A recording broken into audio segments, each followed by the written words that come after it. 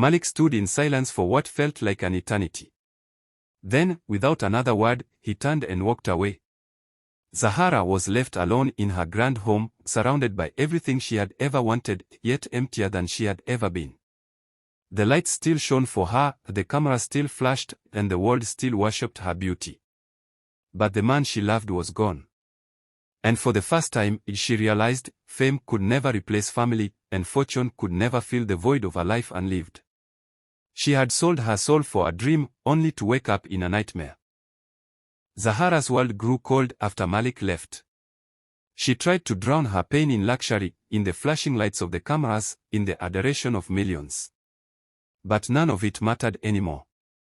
The grandest runways felt empty, the finest champagne tasted bitter, and the walls of her mansion closed in like a prison. She spent her nights awake, staring at the ceiling, haunted by Malik's words. "You gave up the one thing that could bring life into this world for this." For the first time in her life, Zahara regretted her choice.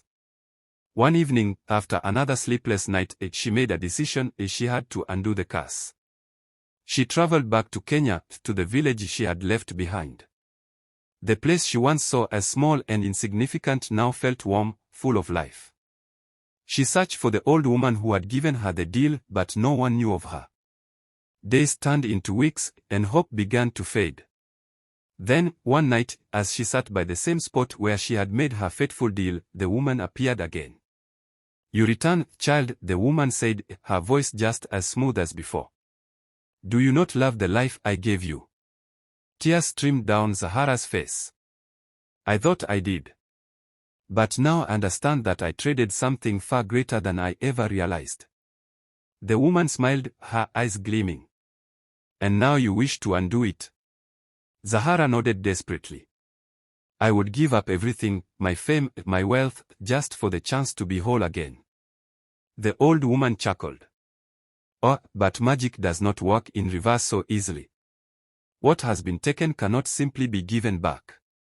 However," she paused as if considering something. "There is a way." Zahara's heart pounded. "Tell me." "You must give up everything, your name, your fortune, your beauty. You must return to the earth, live humbly, and serve others. Only through true sacrifice can you regain what was lost." Zahara didn't hesitate. "I'll do it." The change was immediate. Her flawless skin lost its glow, her striking features softened, and the aura of irresistible beauty that once captivated the world faded. When she returned to the city, she found her fortune gone, her bank accounts emptied, her properties seized, her face erased from billboards. The world moved on as if she had never existed. But Zahara felt lighter. For the first time, she felt free. She moved to a small town and started a simple life, working with orphan children and young women who had been abandoned. She used what little she had left to help them, pouring all her love into them, hoping to make up for the life she had once taken for granted. Years passed, and one day, as she walked through the marketplace, she heard a familiar voice. "Zahara." She turned to see Malik standing before her. He looked different, older, wiser, but his eyes still held the warmth she had once fallen in love with. She lowered her gaze, ashamed.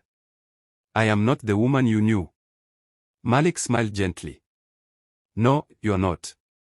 You're even better." He saw the kindness in her eyes and the air. The love she now carried not just for him, but for the world. They talked for hours, catching up on the years they had lost. And when she finally told him everything, he reached for her hand. "Maybe we can start again," he said. And that night, as Zahara looked up at the stars, she felt something stir deep within her, a warmth she had thought lost forever. 9 months later, she gave birth to a beautiful baby girl. She had given up the world, but in return, she had gained something far greater. She had gained love. She had gained family. She had gained life.